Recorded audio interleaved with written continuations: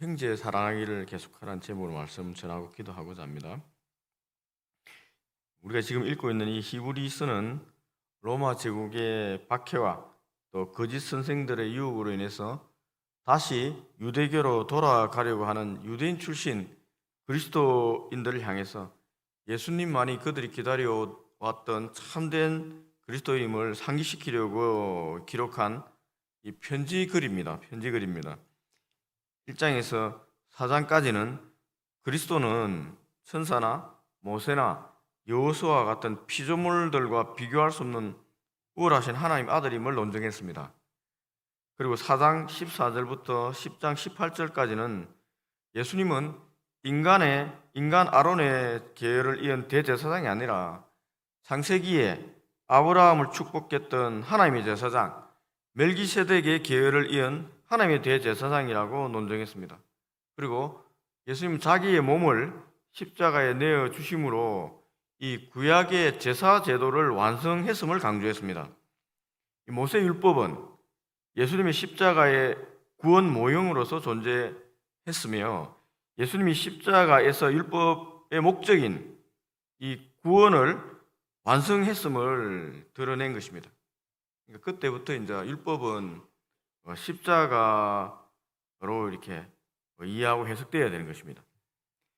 10장에서는 배교하는 것은 예수님을 두 번 십자가에 못 박는 행위로 결코 사함을 받을 수 없다고 경고하면서 신앙의 전진을 요구했습니다.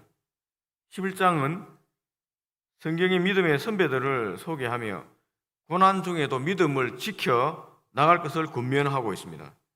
그리고 12장에서는 믿음의 주를 바라보고 주의 징계를 감사함으로 감당하라고 격려하고 있습니다. 그리고 이 히브리서 마지막 장인 이 13장, 우리가 오늘 읽은 이 본문입니다. 에서는 그리스도인이 어떻게 살아가야 하는지 실제적인 삶의 내용을 권면하고 있습니다. 여러분, 그렇다면 이 히브리서 기자가 우리 그리스도인을 향해서 권면하는 삶의 내용은 어떤 것들이 있을까요? 오늘 본문에서 두 가지만 살펴보고자 합니다. 첫 번째입니다. 먼저 이웃을 돌아보는 삶을 살라고 말하고 있습니다. 1절 보십시오. 형제 사랑하기를 계속하고. 여러분, 우리가 돌아볼 형제는 도대체 어떤 사람일까요? 히브리서 기자는 어떤 형제를 돌아보라고 하는 것입니까? 3절을 보십시오. 3절. 너희도 함께 갇힌 것 같이 갇힌 자를 생각하고 너희도 몸을 가졌은즉 학대받는 자를 생각하라. 이 갇히고 학대받는 자들입니다. 영적으로 또 경제적으로 어려움 겪고 있는 형제들을 말하고 있습니다. 여러분, 어려움에 빠진 형제를 어떻게 도와줘야 될까요? 그 형제들에게 도움이 되려면 어떤 식으로 도움이 될까요, 여러분? 우리가 어려움에 빠졌을 때, 부딪혔을 때, 어떤 도움을 받았을 때 큰 힘이 되었습니까? 이렇게 생각해 보면 됩니다. 여러 사람들이 말로 안타까워해주고 기도해주겠다고 위로하고 격려할 때 우리 영적으로는 큰 힘이 됩니다.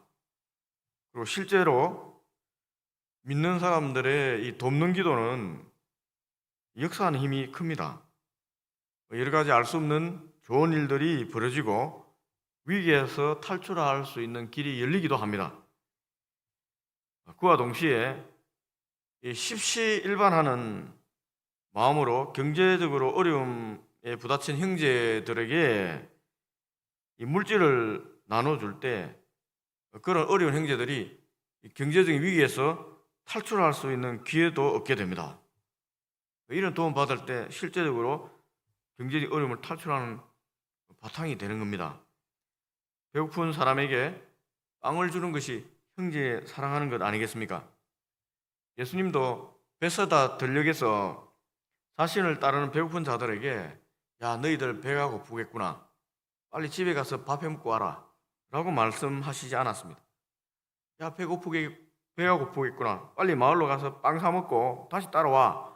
라고도 말하지 않았습니다. 예수님께서 그 순간 이 배고파하는 사람들을 배고픔을 해결해 주기를 원하셨습니다. 그래서 제자들이 찾아온 오병이어를 가지고 기도함으로 이 장정만 5천 명을 먹이셨습니다.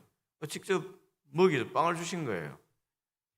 구약의 욥기에 등장하는 욥이 모든 재산, 자녀들 다 잃고 자신의 몸에 악성 피부병이 들려서 완전히 삶에서 완전히 쫄딱 망했다고 할 수 있는 상황에 빠졌습니다. 그래서 하나님을 향해서 처절하게 원망하고 기도의 씨름을 했습니다. 그러다 하나님 만났습니다. 하나님께서 그에게 욥이 당한 이 불행의 원인에 대해서 설명을 하지는 않았습니다. 그러나 욥은 하나님 만난 그 이후부터 더 이상 하나님을 원망하지 않겠다고 입을 닫아버렸습니다. 그때서야 하나님께서 욥을 회복시켜 주셨습니다. 그때 하나님께서 사용하신 방법이 형제들, 친족들, 이웃들로부터 위로를 받게 하시고 그리고 십시일반으로 도움을 받게 하신 방법이었습니다. 욥기 40장 11절입니다. 제가 읽어드리겠습니다. 이에 그의 욥입니다. 그의 모든 형제와 자매와 이전에 알던 이들이 다 와서 그의 집에서 그와 함께 음식을 먹고 여호와께서 그에게 내리신 모든 재앙에 관하여 그를 위하여 슬퍼하며 위로하고 각각 캐시타 하나씩과 금고리 하나씩을 주었더라. 위로하고 금고리 하나, 캐시타 조그만 일정의 돈이겠죠. 위로금이겠죠. 주었다는 것입니다. 그것을 바탕으로 다음 구절에 보면은 욥이 다시 일어납니다. 갑절에 또 재산을 얻고 일어나는 과정을 볼 수가 있습니다. 이걸 기반으로 일어난다는 것입니다. 그리스도인의 형제는 고난받고 어려움에 빠진 이웃들을 포함하는 것입니다. 예수님은 선한 사마리아인의 비유를 통해서 분명히 우리 그리스도인의 이웃의 범위를 정해 주셨습니다. 아무런 연고도 없고 심지어 사마리아인들을 원수처럼 개처럼 취급하는 유대인이 길에 쓰러져 있었습니다. 그때 이 선한 사마리아인은 아무 조건을 달지 않고 그를 도와주었습니다. 어려움 당한 사람을 도와준 것이에요. 그때 예수님께서 이 비유를 말씀하시면서 너희들도 어려움 당한 자들의 이웃이 되어 주어라 라고 했습니다. 이 모든 어려움 당한 사람이 그리스도인의 이웃이라고 분명히 정하신 것입니다. 하물며 주와 복음을 위해서 헌신하다가 감옥에 가고 몸을 다쳐 살기 힘든 상황에 빠진 형제요 자매들을 향한 사랑이 계속되어야 되는 건 당연한 것입니다. 오늘날에도 우리 교회를 향해서 주님은 똑같은 것을 요구하고 계십니다.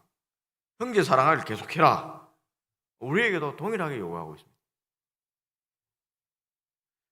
저는 구포교회에 부임한 후에 개인적으로 또 가정적으로 어려움을 여러 번 겪었습니다. 그때마다 우리 성도님들의 사랑을 많이 받았습니다. 격려의 말도 많이 들었고 위로의 말도 많이 들었고 기도의 후원도 많이 받았습니다. 힘내라고 십시일반하는 사랑도 많이 받았습니다. 여러분 얼마나 큰 위로가 되고 은혜가 되는지 모릅니다. 다른 어떤 것으로도 위로가 되지 않지만 주님의 사랑으로는 회복이 됩니다. 믿음의 형제, 자매들 통해서 주님의 사랑이 흘러 들어오는 것을 느낍니다. 그러한 사랑이 늘 넘치는 우리 구포교회가 되면 좋겠습니다. 둘째, 하나님께서 권면하는 것은 거룩한 삶을 살라 하는 것이에요. 그리스도인은 거룩한 삶을 살아야 된다는 것입니다. 4절 초반절을 한번 보십시오. 모든 사람은 결혼을 귀히 여기고 침소를 더럽히지 않게 하라. 요즘은 가정이 깨어지는 시대입니다. 결혼도 하지 않으려는 시대예요. 믿는 자의 가정도 안전하지 않습니다. 부부간의 사랑이 깨어지는 가장 큰 이유 중에 하나가 음행입니다. 간음입니다. 결혼한 남편이 아내가 있음에도 불구하고 다른 여자와 잠자리 하는 것, 자랑처럼 말하는 시대가 되었습니다. 반대의 경우도 요새는 많습니다. 결혼한 아내가 이 남편 외에 다른 남자와 잠을 자고 자랑하는 시대가 됐습니다. 간통죄가 폐지되자 간통하다 잡혀도 뻔뻔스럽게 내가 무슨 죄를 지었느냐라고 당당하게 말하는 분위기입니다. 우리 그리스도인은 여러분 주님의 거룩한 신부입니다. 우리 몸은 성령이 거하시는 성전입니다. 거룩한 성전입니다. 음행을 통해서 하나님의 거룩한 영이 거하시는 전인 몸을 더럽힌다면 하나님께서 어떻게 하시겠습니까? 4절 후반절에 분명히 하나님께서 경고합니다. 음행하는 자들과 간음하는 자들을 하나님이 심판하시리라. 분명히 경고하고 있습니다. 하나님 심판하신다는 것입니다. 하나님 만드신 결혼이란 제도 안에서 성을 행해야 됩니다. 그럼 결혼이라는 제도 안에 있어야 됩니다. 이 부부 결혼이라는 제도 안에 있어야 됩니다. 그래야 우리의 영이 자유롭습니다. 죄의식을 느끼지 않는 거예요. 결혼이라는 제도 외에 어떠한 이유에서든 어떠한 행위, 어떠한 성행위도 우리의 영은 죄의식을 느끼게 되어 있습니다. 아무리 현 시대에 풍조화해서 이 결혼 제도 외에 동거하고 막 사는 거 당연하다고 얘기하는 이 지적이고 이성적인 논리를 갖다 대더라도 그렇게 변명하고 사회에서 그럴 수 있다. 너도 나도 다 하잖아. 네 자식도 하고 네 자식도 다 하는데 뭐 어때? 라고 하는 분위기라고 해도 하나님이 만드신 우리의 영은 그렇게 느끼지 않습니다. 하나님이 우리의 만든 우리 영은 그렇게 느끼지 않아요. 우리 영은 그것이 잘못된다는 사실을 분명히 알고 있습니다.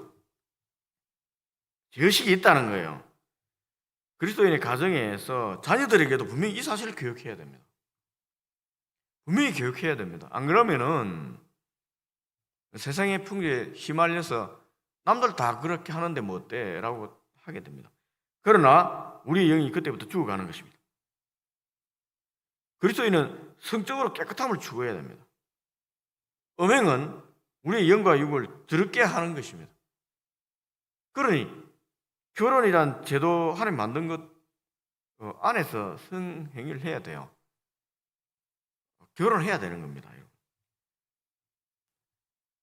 지금 이 시대에 결혼을 하지 않는다는 것은 하나님의 만든 이 제도, 가정제도에 대한 도전입니다.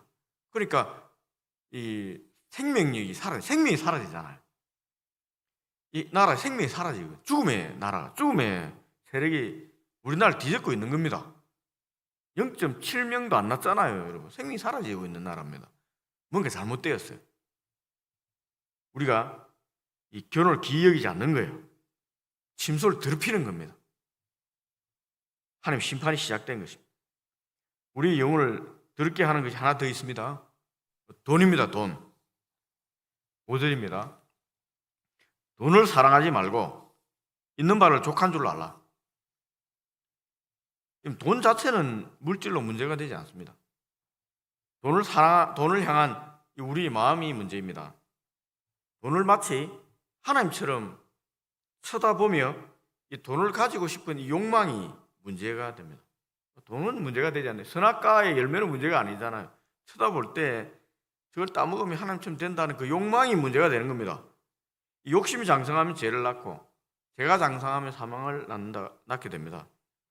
예수님은 하나님과 재물을 계마에 섬길 수 없다고 분명히 말씀하셨습니다.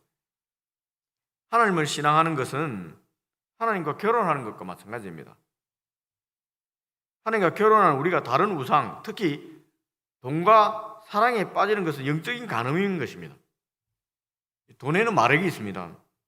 그 마력의 원천은 여러분 어디겠습니까? 우리 마음이에요. 우리 마음에 있는 제 욕망이 내가 그 돈에게 힘을 주는 거예요. 내 마음의 이 욕망이 이 돈에게 힘을 줘서 돈을 우상화 만들어 버리는 겁니다. 내가 준 그 힘에 내가 굴복해서 지배받는 겁니다. 이게 우상숭배입니다. 그 힘을 끊어내야 됩니다. 어떻게 끊어내면 됩니까? 내가 힘을 주지 않으면 되잖아요. 내가 그 돌에 힘을 주지 않고 그게 지배받지 않으면 되잖아요. 그 방법은 하나입니다. 하나님만 섬기겠다고 단호히 결단하고 끊어버리는 겁니다. 하나님만 섬기겠다. 하나님 말씀으로 돌아가는 것입니다. 마태복음 22장 37절 38절 말씀입니다. 예수께서 이르시되 내 마음을 다하고 목숨을 다하고 뜻을 다하여 주 너의 하나님을 사랑하라 하였으니 이것이 크고 첫째 되는 계명이다. 다시 한번 읽어드리겠습니다. 예수께서 이르시되 네 마음을 다하고 목숨을 다하고 뜻을 다하여 주 너의 하나님을 사랑하라. 너 마음을 다하여 주 하나님을 사랑하면 돈 사랑하지 않는다는 거예요. 내 마음이 온전히 전심으로 하나님을 사랑하고, 전심 모든 마음으로 하나님 사랑합니까? 안 그러면 95% 사랑하고 5%를 돈에 주고 있습니까?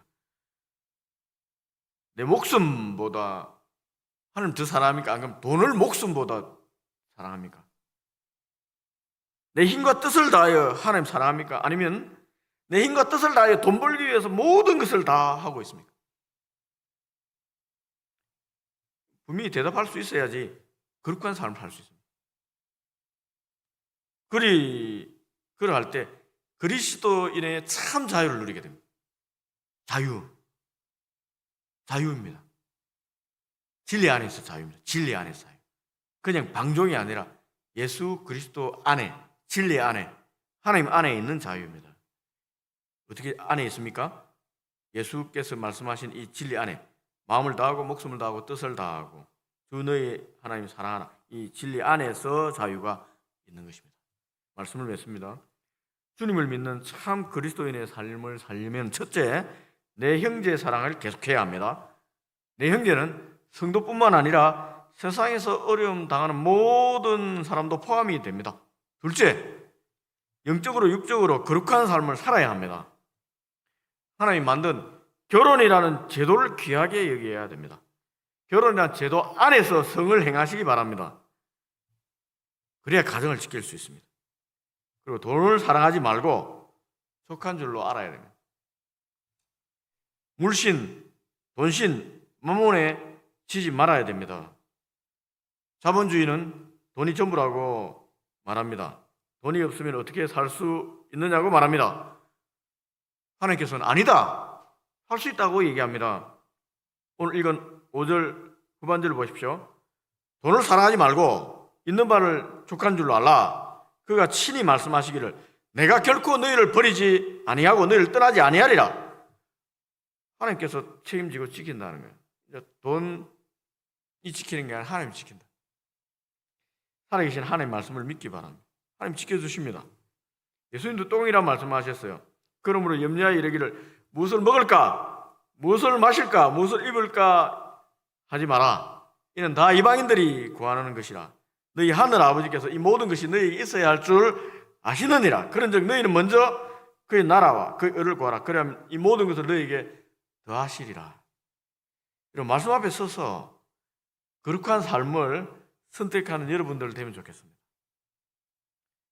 그때 우리는 참 그리스도인이라고 불리게 되는 겁니다. 그러니까 그리스도인 되는 거 어렵죠. 그러나 쉽죠. 어려우면서도 쉽습니다. 우리가 어렵다는 것은 그만큼 믿음의 갈등이 우리에게 있는 거예요. 세속화되어 가고 있는 거예요. 도전이 있는 것입니다. 쉽다면은 내가 이렇게 그냥 자연스럽게 살고 있는 겁니다.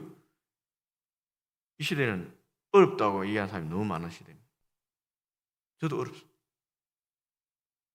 갈등이 너무 많습니다. 도전이 많은 시대. 이럴 때일수록 하나님 앞에 돌아가서 기도해야 됩니다. 하나님 지켜주십시오. 엘리사가 구했던 대로 갑절의 영성을 주십시오.